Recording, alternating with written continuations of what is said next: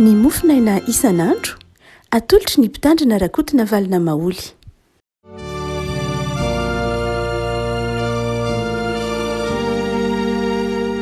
Famiraba antsika rehetra riavako tratry ity alarobia faharoapolo ny volana janoary ity dia manonona ny fiadanan'ny tompo sy ny famindram-polo mba ny mpifaliana amintsika. Ny bokin'ny apokalipsy toko voalohany dia ny voalohany ka hatramin'ny fahavalo no mofinainantsika riavako. Apokalipsy toko voalohany dia ny voalohany ka hatramin'ny andininy fahavalo. Fagentsika aminaran'i Jesosy. Ny fanambaran'i Jesosy Kristy izay nomen'Andriamanitra azy mba asehony amin'ny mpanompony izay zavatra tsy maintsy tonga faingana, ary naniraka ny anjeliny izy hanambara amin'ny Jaona mpanompony izay nanambara ny tenin'Andriamanitra sy ny filazanan'i Jesosy Kristy dia ny zavatra rehetra izay efa hitany. Sambatra izay mamaky sy miaino ny tenin'ity faminaniana ity ka mitandrina izay voasoratra ato anatiny fahatombotra ny andro. Jaona mamangy ny fiangonana fito any Azia. Ho aminareo anie ny fahasoavana sy ny fiadanana avy amin'ilay ankehitriny sy taloha ary ho avy, ary avy amin'ny fanahy fito izay eo anoloan'ny seza fiandrianana, ary avy amin'ny Jesosy Kristy vavolombelona marina sy lahy matoa amin'ny maty alehibe ny mpanjaka amin'ny tany. Ho an'izay tiantsika ka namahantsika ho afaka tamin'ny fahotantsika tamin'ny rano, sady efa nanao antsika ho fanjakana dia mpisorona ao an'Andriamanitra ray. Ho azy ny voninahitra sy ny fanjakana mandrakizay. Amen. Indro izy avy amin'ny rahona ary ny maso rehetra ahita azy, na dia izay nandefina azy aza ary hitomany azy ny firenena rehetra ambonin'ny tany. Eny. Amen.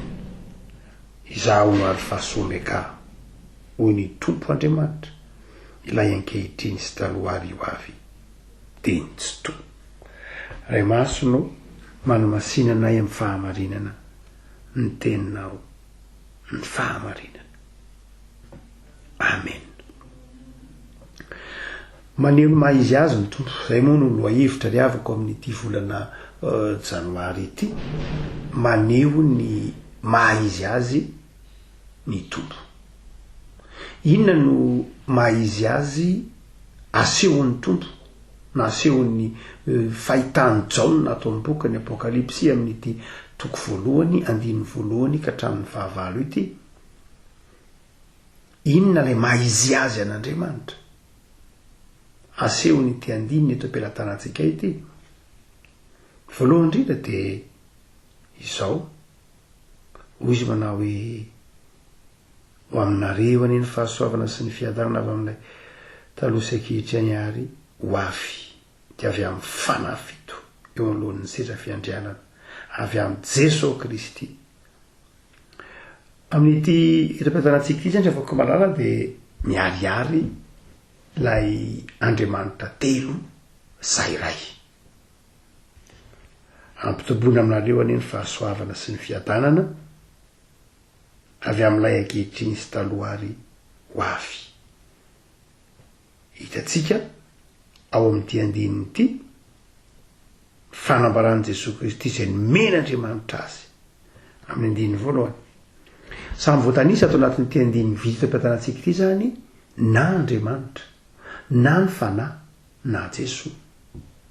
Asehon'ilay bokin'ny apokalipsy zany ilay atao hoe Andriamanitra telo zay iray, na Andriamanitra iray koa nefa azy niseho tamin'ny endrika telo. Azo atao tsara ny miteny hoe telo zay iray, fa tsy diso koa ny fameno amin'izay ny hoe Andriamanitra iray koa nefa telo.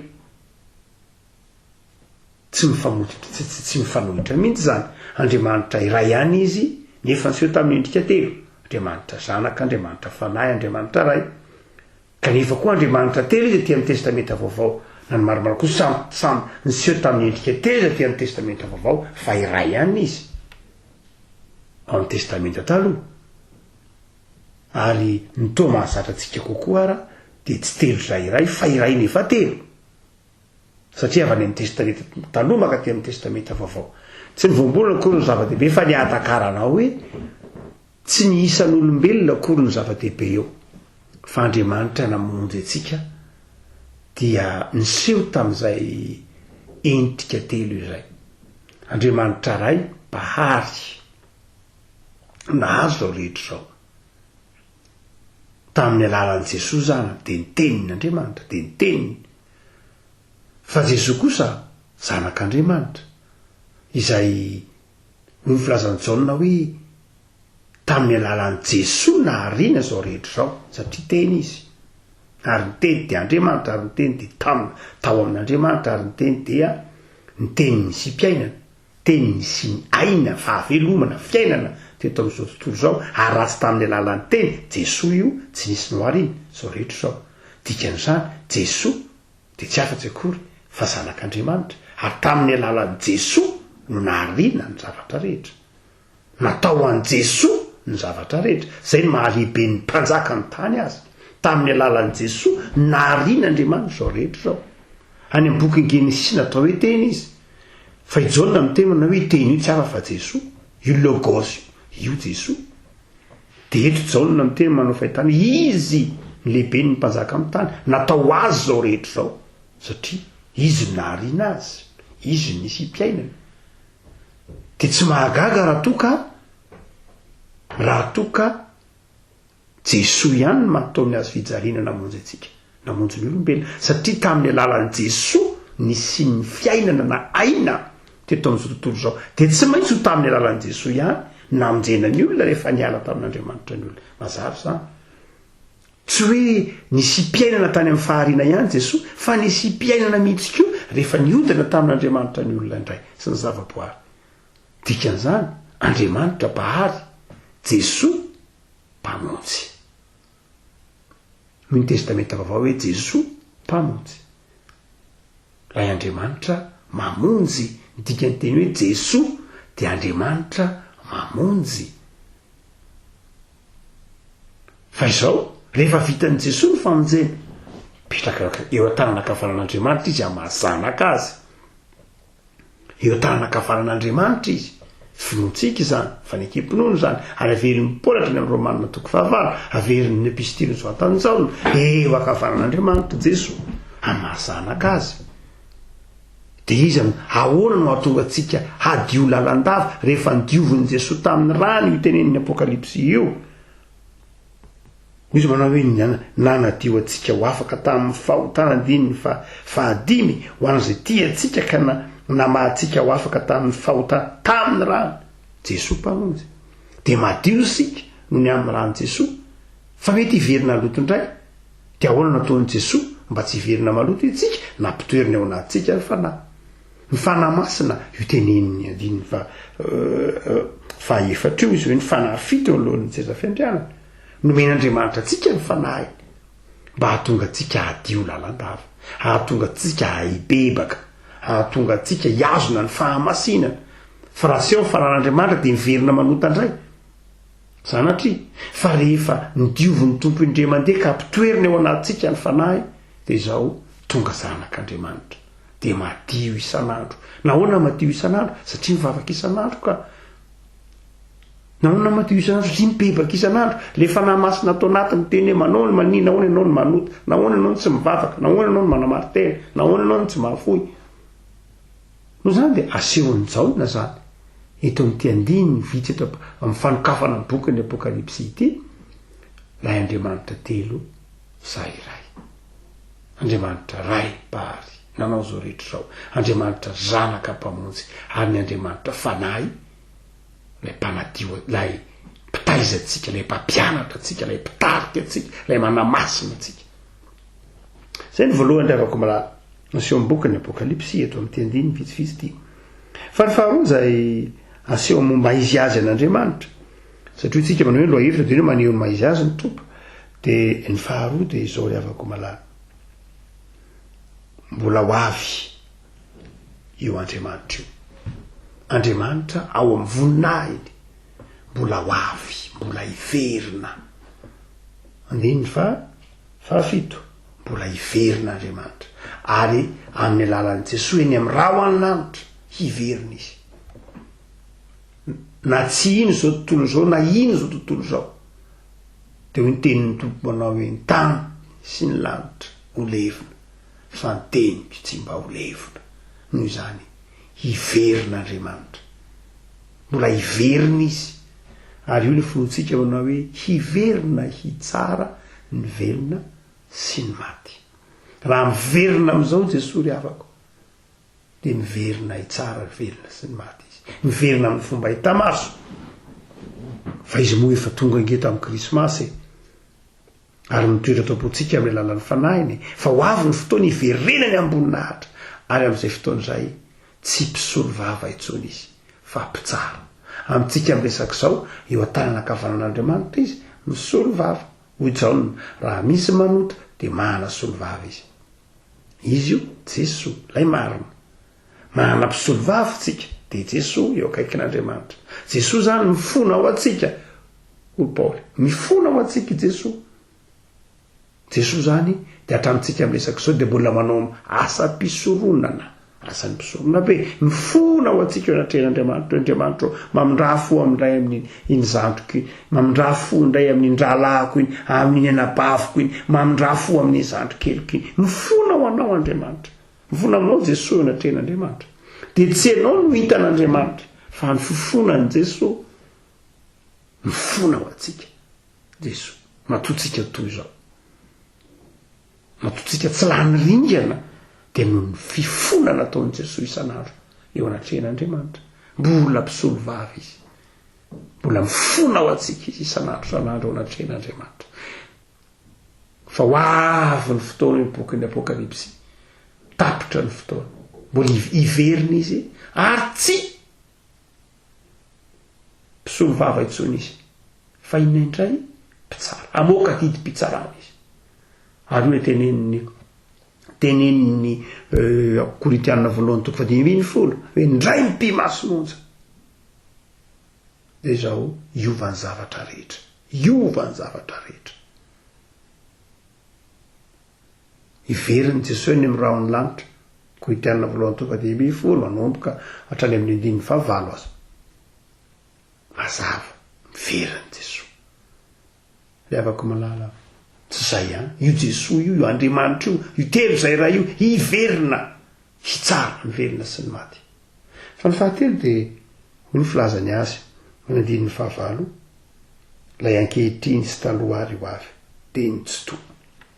Rehefa hiveriny izy inona ny maizy azy fahatelo? Lay Andriamanitra mandrakizay ankehitriny sy taloha ary ho avy. Lay mandrakizay, lay tsy voafetra ny fotoana,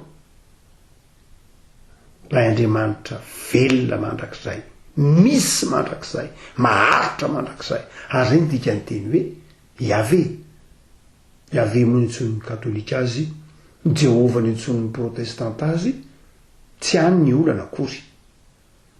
Io tetragramme io zay natao hoe novakina hoe Yahvé, vakiny katolika hoe Yahvé, vakiny protestanta hoe Jehova. Io tetragramme io amin'ny testamenta taloha zay na ny jiosy ary mandrakitiny androany tsy mahay mamaky an'io.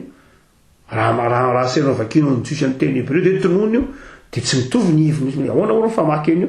Tsy sadidina ny famaky an'io azy, satria tsy novakina mihitsy io tetragramme io fa ny soloana hoe tompo mandrakariva. Nola iteny nola didy folo manao hoe aza manonona foana anaran'i Jehovah Andriamanitra ao. De rehefa mamaky soatra masina ny jiosy ka eo amin'ny teny anaran'Andriamanitra io, lay eo amin'ny Exodus toko 7 hoe izao zay izy ankehitriny, izao zay izy mandrakizay, izao zay izy zala tsy mio, izao zay izy zay le hoe Yahvé na zay le hoe Jehova, samy manana ny famakiny azy. Hotsika hoe na ny jiosy ary mandrakitiny androany tsy mahay mamaky an'io, tsy tadidiny ny famakina an'io. Hoe iza moa zany? Fatany fotsiny io le tetragramme, fa tsy voatony ny vavany io, tsy voavaky ny iny amin'ny famakina io, tsy fantatra eo zao famaky an'io. Io reny soratra io tsy fantatra ny famaky azy. Vitsika no hoe Yahvé le izy io namakitsika azy. Moa katolika Jehova, o protestanta, no zany dia ady hevitra tsy hampandroso mihitsy nyedina many hoe jehova eno izy iaveve eno izy satria na izy tompon'ilay teny aza na noratana azy ny jiosy de tsy afaka miteny hoe disika zany iave zany tsy afaka miteny hoe marina nge zany jehova zany manontany jiosy raha zay ny teny hoe tsy zany nge fa maky eny io satria na izy tompon'ilay teny na nratana tsy mahafantatra hoe zay ve no izy no zany tsisy afaka miteny mihitsy hoe tsy iave no izy na jehova ny tsy zanatry tsisy afaka miteny eny zany fa mifinoana eo no mahamarina tenyny Calvin sy Luther hoe ny finoana nge ny fandraisanao amin'Andriamanitra raha miteny anao hoe iave raha miteny anao hoe jehova raha miteny anao hoe Andriamanitra raha miteny hoe Andriananahary iza anao an-tsainao zay ny zava-dehibe de fantatrao fa Andriamanitra raha iny Jesosy Kristy tompo no inonao sy ny ao an-tsainao zay ny zava-dehibe rehefa nahamasinao anatinao no mitaonanao atsiaro mampitobika anao am'izay Andriamanitra raha iny Jesosy Kristy tompo na iave ny tonononao na jehova ny tonononao na Andriamanitra ny tonononao na Jesosy ny tonononao de zao la ifanan'Andriamanitra zay ao anatinao no mahatonga anao mifamatotra fisina amin'ilay Andriamanitra ao am' Jesosy Kristy tompo mahatao miazo fijaliana sy nitsangana ao anao hotsika manao hoe mandrak'izay izy io le tenen'ny Ekzôsy toko 7:7 zaho zay izy amarantsika riavako inona ny hevitry raha ny heviteny lava be zany zavatra roa lehibe ara-pana voalohany de zao lay Andriamanitra miseho am'izany toetra lehibe sy mihezineziny zany de manonona fahasoavana ao anao ho jona ho aminao aneny fahasoavana sy ny fiadanana re afako malala rehefa tojo olona ambony sy matanjaka ianao de zao mahatsiaro ho mifosotra indraindray azay no hitanao ty am'izao tontolo zao rehefa misy olona lehibe voninahitra ambony manana hery sy ny fahefana de indraindray mahatsiaro bitika ianao fa tsy zay ny Andriamanitra re afako malala fa lay Andriamanitra lehibe tsy hita pesipesienina ny fahalembiazana inona ny mamaky an'Andriamanitra tsy ny manan-kely ianao fa manao zay ahalehibe ianao manao zay ahalehibe ianao tsy manao zay ahakely ianao zao tontolo zao rehefa mahana fahefana de zao ny mahamaky azy ahakely ianao anao zay ahabitika anao ara-pitombony aneo ny fahalembiazana amin'ny fahefany amin'ny heriny fa lay Andriamanitra tsy zay lay Andriamanitra lehibe tsy mahatalanjona de tsy manao zay ahabitika anao fa manao zay ahalehibe anao ary iny ny ataony anao zay ahalehibe anao hilahatra amin'ny fahasoavana toy izy manao hoe ho aminao aneny fahasoavana ho aminao aneny fiadanana le afako malala engany ho raisinao zany fahasoavana sy fiadanana nomeny tompo anao tamin'ny alalan'i Jesosy zany ny fahalehibiazan'Andriamanitra sy ny herin'Andriamanitra de tsy manapotika na manakely na manorotoro anao na manimba anao tahaka ny herin'izao tontolo zao fa izao ny herin'Andriamanitra mampisy fiadanana mampisy fahasoavana ao anao fa ny faharoa de zao le afako malala am'izany heviteny lavabe zany ho tsika teo de izao fanadiovan'Andriamanitra Andriamanitra manadio anao manafaka anao amin'ny ota ny Andriamanitra ao Andriamanitra manafaka ny mahamaky an'Andriamanitra lehibe sy mahagaga de tsy ny mahatonga anao anna sentiment de culpabilité ao anatren'Andriamanitra na hatsiaro tsy tanteraka hatsiaro ho ratsy tsy zay ny mahamaky an'Andriamanitra tsy ny tsara anao fa ny anafaka anao amin'ny zioga ny fahotana hanafaka anao amin'ny fahotana amin'ny loto isan-karazany hanananao fiainana sy fiadanana hananao fiainana tena izy ao amin'i Jesosy mahamaky an'Andriamanitra de ny anananao fiainana miaraka aminy mety iza ry avako malala handray an'i Jesosy mety iza hiaraka amin'i Jesosy mety iza diovin' Jesosy mety iza mibebaka mety iza mifaly amin'Andriamanitra ivavakisika tompo misotranao amin'izay